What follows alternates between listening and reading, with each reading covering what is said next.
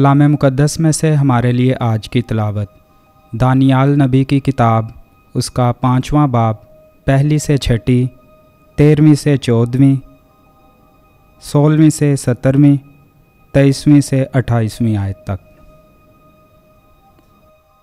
بالششر بادشاہ نے اپنے 1000 امراء کی بڑی ضیافت کی اور ان 1000 کے سامنے خوب مے پی۔ بالششر نے مے چکھ کر حکم دیا کہ سونے اور چاندی کے وہ ظروف جنہیں اس کا باپ نبوکت نصر یروشلم کی ہیکل سے نکال لایا تھا لے آئیں، تاکہ بادشاہ اور اس کے امراء اور اس کی بیویاں اور اس کی زنانیں مدخولہ ان میں پئیں۔ پس سونے اور چاندی کے جو ظروف خدا کی ہیکل سے جو یروشلم میں ہے لیے گئے تھے وہ لائے گئے، اور بادشاہ اور اس کے امراء اور اس کی بیویوں اور زنانیں مدخولہ نے ان میں پیا۔ وہ مے پی پی کر سونے اور چاندی اور پیتل اور لوہے اور لکڑی اور پتھر کے معبودوں کی حمد کرتے رہے۔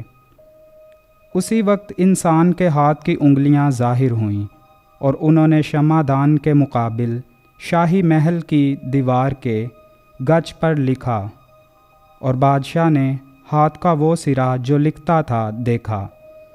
تب بادشاہ کا چہرہ متغیر ہوا، اور اس کے خیالوں نے اسے بے چین کر دیا، اور اس کی کمر کے جوڑ ڈھیلے ہو گئے، اور اس کے گھٹنے ایک دوسرے کے ساتھ ٹکرانے لگے۔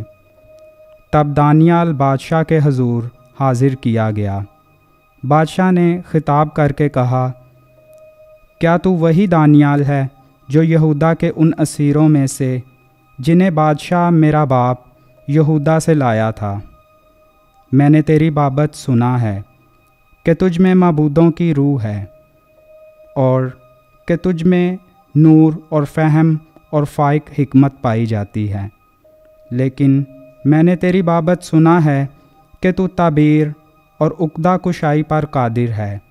پس اگر تو اس تحریر کو پڑھ کر مجھے اس کی تعبیر بتائے تو ارغوانی خلعت پائے گا، اور تیری گردن میں سونے کا طوق پہنایا جائے گا، اور تو مملکت پر 3 درجہ کا حکمران ہوگا۔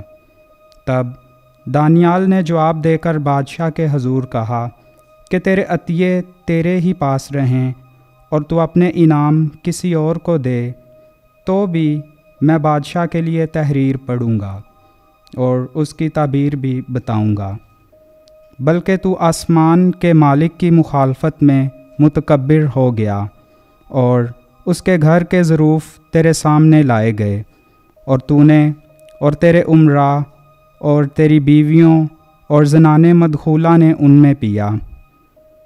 علاوہ اس کے تو نے چاندی اور سونے اور پیتل اور لوہے اور لکڑی اور پتھر کے ان معبودوں کی حمد کی جو نہ کچھ دیکھتے، نہ سنتے اور نہ جانتے ہیں، پر جس خدا کے ہاتھ میں تیرا دم ہے اور جو تیری سب راہوں کا مالک ہے، تو نے اس کی تمجید نہیں کی۔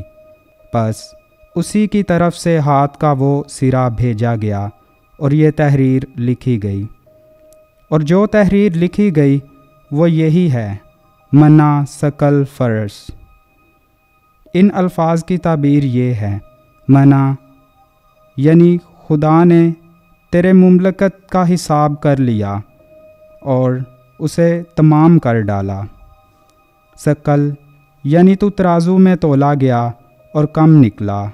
فرس یعنی تیری مملکت منقسم ہو گئی اور مادیوں اور فارسیوں کو دے دی گئی۔